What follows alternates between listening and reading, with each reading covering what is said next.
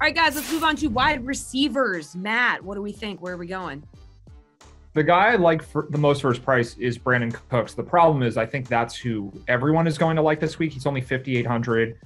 This is one of the better matchups the Texans have had in a while, maybe their best of the season. So as kind of a pivot off that, I'll go a little cheaper with Julio Jones, who has a worse matchup on paper this week. They're playing the Steelers instead of last week when it was Jacksonville. But the thing that's better for Julio this week is the game is much more likely to stay close. We have a 1.5 point spread for Tennessee-Pittsburgh compared to last week where Jones and the Titans were massive favorites. So I think there's a good chance this game is competitive, and Julio's 5,400, still no AJ Brown. Like, they don't really have much else. I don't really have a great sense at this point of if this is a spot people are gravitating towards, but Julio's definitely too cheap in my opinion. All right, Geoff, wide receiver, who's maybe too cheap in your opinion? Yeah, I mean, I think Steph Diggs is too cheap, quite frankly. Again, like if you've watched Carolina play defense over the last 2 games, like their MO is just basically giving up 14 yards when it's 3rd and 13.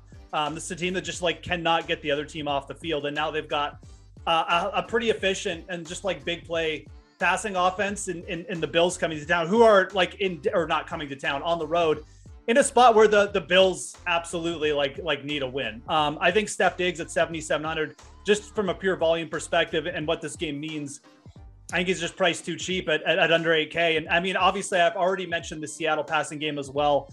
If you're playing Russell Wilson, I think pairing him with Tyler Lockett in the spot, I know his price is up a little bit, but that should just keep people off him. Tyler Lockett's looked insanely good, like the old combo of Russ and Lockett over years past. And even at 7K, I'm very interested in him this week.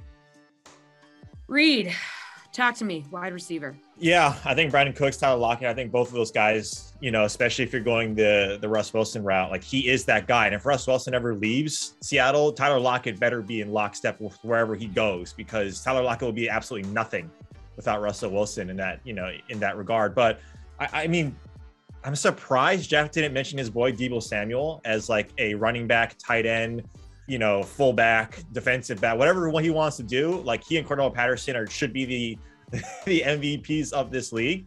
But I also think Deonte Johnson is someone that we have to pay attention to. He's getting so many targets, even though it's a low total at 41.5. This guy's getting double-digit targets. And, Matt talked about, TD variance with Joe Mixon. Obviously, that's a lot better with someone at running back. But Deonte Johnson is that guy. Claypool, who knows what's going on with him? I don't know if he'll get any sort of disciplinary action. I don't think he will at all.